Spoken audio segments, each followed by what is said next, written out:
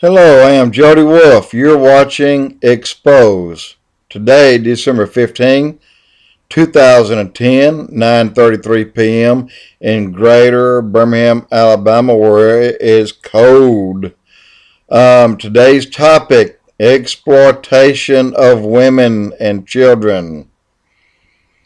I watched a show tonight, and I've known about this. I saw it before, and I followed up on it and researched it, and got some more information tonight. You know, our internet system is like it's like a department store.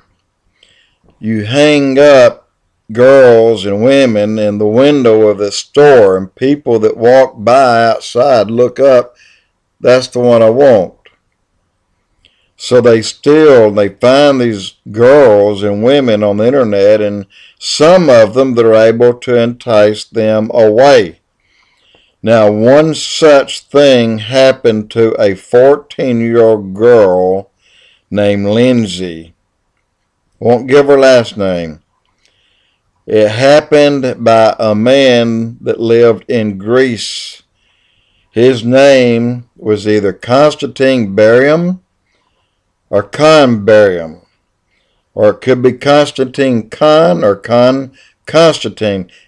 Any case, it took 4 years to catch this man, and he is now in prison.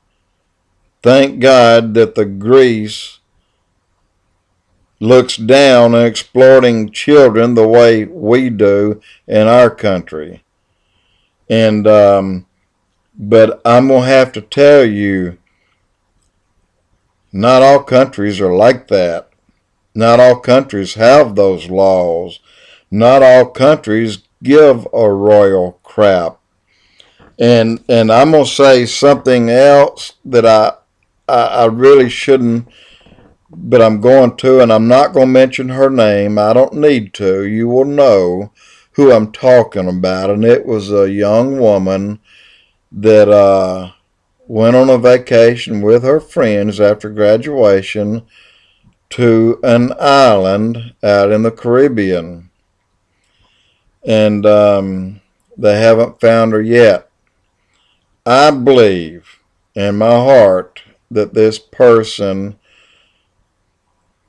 the aim was to exploit her, was to sell her to a sex trade. Now, that could have been in a Russian bloc country. It could have been in Asia somewhere. You know, really, you don't know how many places there are for these people to be shipped to, but it happens. And it happens in great numbers, large numbers. Somalia, for example, 250,000 women a year are given away or traded away and paid for by their president, and they even loan the government train to move these people with. South America, every person that tries to escape to the United States has to pay not only money, but a lot of them with their life, and most all women by force of rape. In San Salvador, El Salvador, Guatemala, those three countries lose 50,000 women a year to never be seen again. And where are they going? Are they ended up in our country? Or they ended up in an Asian country? They're going somewhere. I do know Armenians have been working sort of as a mob outfit. And I'll go ahead and tell you, one place was in Chicago. And some of the guys, only 2 of them, were caught and in prison and fined, but they're out now. They exploited, they kidnapped women and used them in sex trade. They used them in film, And these women are used up and then they're thrown away. And that's the truth. They're used up and they're thrown away.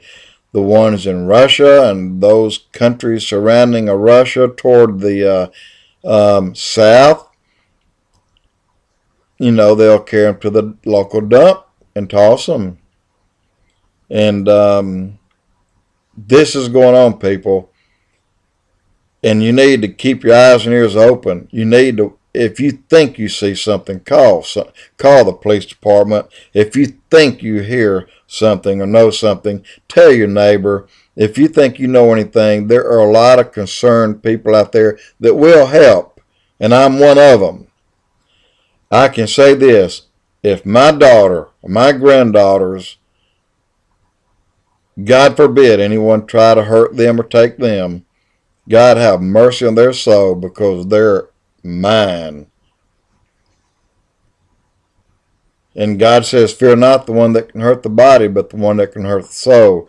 God will destroy the soul, but his body, there won't be anything left of it if I get hold of him. If you're calling this country, that's what you need. You deserve that. And people, open your ears and your eyes. Listen up, listen out, watch out. They're here, and they're predators. They want your children. They take them away. Now, I'm going to jump from here to another subject that kind of involves the same thing, but it's in a deadly scheme. Now, don't get me wrong. Most women that are exploited do end up being killed. But Iran, men can marry girls as young as 6. Actually, more than one they can have. And they're sick, and God will deal with them. But one thing that bothers me is when an Iranian under Sharia law, and he's Islamic, and he prefers to kill his 15-year-old daughter because she was raped by a man, rather than punishing that man, he hung his 15-year-old daughter in a public square. He's a sick SOB. There's a man that caught an 8-year-old boy stealing bread. He was hungry. They held his arm down that took the bread and allowed a car to run over it and crush it. It can never be used again. Mister, you're mighty brave and you're mighty sick. I wish you would come over and try to pick on some people like me and leave the kids and the women and children alone.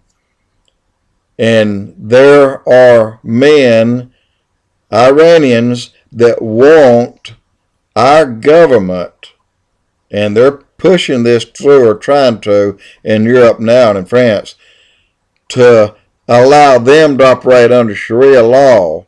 In other words, in our country, they can treat their women the way they treat them in Iran and get by with it, while we, on the other hand, abide by a different set of laws and rules.